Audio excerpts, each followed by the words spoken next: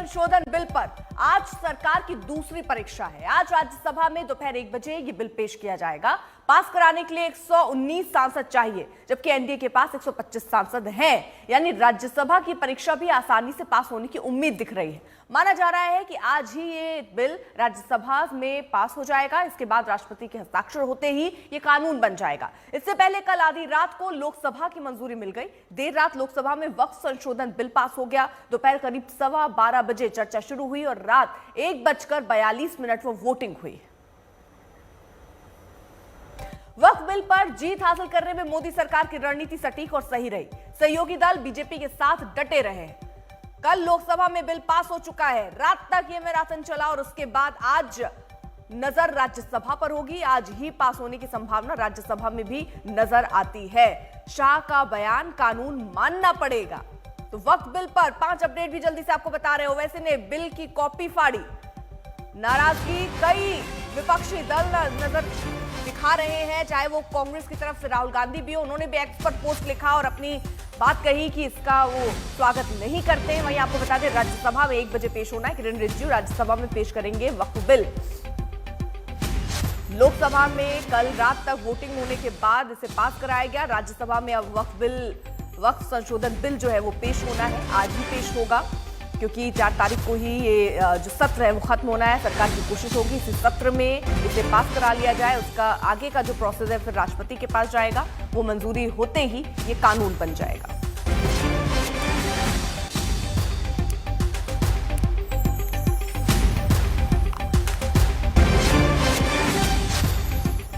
तो सरकार ने कैसे जीत हासिल की है, ये 5 बड़ी रणनीति आपको बताएं। सहयोगियों का पहले भरोसा जीता है, पूरे एनडीए को एकजुट रखा, जो भी उनकी मांगे थी, क्योंकि जेपीसी में भी देखिए सहयोगी दल के जो प्रतिनिधित्व वो भी मौजूद थे। बदलाव के फायदे भी समझाए कि जो बदलाव हम कर रहे हैं उसके क्या फायदे हैं, क्योंकि यहाँ सबसे ज्यादा नजर नीतीश कुमार और चंद्रबाबू नायडू पर थी। गरीब मुसलमानों के हक की बात हम कर रहे हैं, ये बात समझाई गई है अपने खासतौर पर सहयोगियों का, क्योंकि उनको साथ लेकर चलना बहुत जरूरी था। वक्फ बोर्ड की कमियां उजागर की गई और बताया गया कि कैसे ये संशोधन गरीबों के लिए और मुसलमानों के लिए ही फायदेमंद होने वाला है। प्रश्न हाँ के जो सदर विरोध में ना के, मेरे विचार में निर्णय हाँ वालों के पक्ष में, हाँ वालों के पक्ष में खंड 21 विधेयकांग बने। अब मतदान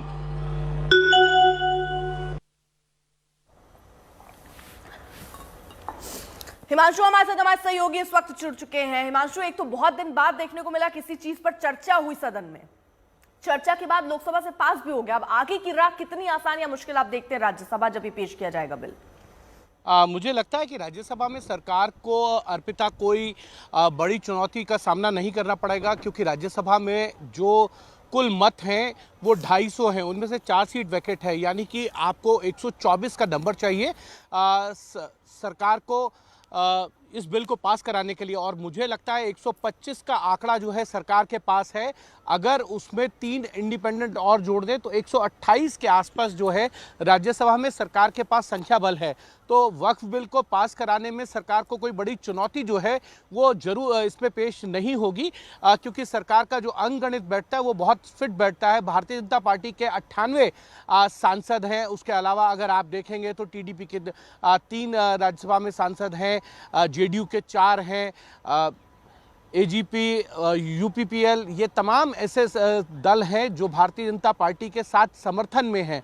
तो कहीं ना कहीं इसका एक तरीके से नतीजा ये देखा जा सकता है कि इस बिल को पास कराने में सरकार को चुनौती नहीं आएगी, लेकिन समय जरूर लगेगा, क्योंकि 1 बजे इस बिल को जो है अल्पसंख्यक मामलों के जो मंत्री हैं, संसदीय कार्य मंत्री किरण रिजिजू, वो पेश करेंगे और वो बताएंगे इस बिल को पेश करते हुए कि इस बिल को क्यों लाना पड़ा है, इसके फायदे क्या हैं, इससे जो पसमानदा पिछड़े मुसलमान हैं उनको कितना फ़ायदा होगा, जो भू माफियाओं ने इस पर वक्फ की ज़मीन पर कब्जा किया हुआ है और उसको कैसे इस कानून के तहत जो छुड़ाया जा सकता है, ये तमाम फ़ायदे जो हैं किरण रिजिजू बताएंगे। जैसे कल उन्होंने लोकसभा के अंदर जो है वक्फ बिल को पेश करते हुए बताया था, 1 घंटे का समय उन्होंने लिया था, पूरे बिल को डिस्क्राइब किया था कि ये फ़ायदेमंद कैसा है मुस्लिम समाज के लिए।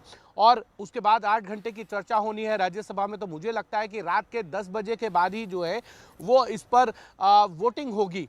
और क्लॉज बाय क्लॉज जब वोटिंग का आता है कि अमेंडमेंट्स जो मूव किए जाते हैं उस पर वोटिंग, तो कल जो है 3 बार जो है वो अमेंडमेंट्स पे जो है वो डिवीज़न मांगा गया, डिवीज़न यानी कि वोटिंग मांगी गई है, तो उससे समय लगता है। और अगर कोई अमेंडमेंट पे डिवीज़न मांग लिया जाए किसी संसद सदस्य के द्वारा और उस पर वो ये वोटिंग हो, तो 10 से 15 मिनट का समय लगता है, क्योंकि पहले जो है वो डिजिटली जो है वोटिंग होती है और उसके बाद अगर किसी सांसद सदस्य ने कोई गलत बटन दबा दिया है तो उनको पर्ची दी जाती है और पर्ची के अंदर फिर वो करेक्ट करते हैं, फिर उनके जो विप हैं उस पर्ची को कलेक्ट करके जो है सेक्रेटरी जनरल को देते हैं, फिर करेक्शन की जाती है और फिर फाइनल नंबर्स जो है वो चेयर की तरफ से जो है अनाउंस किए जाते हैं। तो उस पूरे प्रोसेस में एक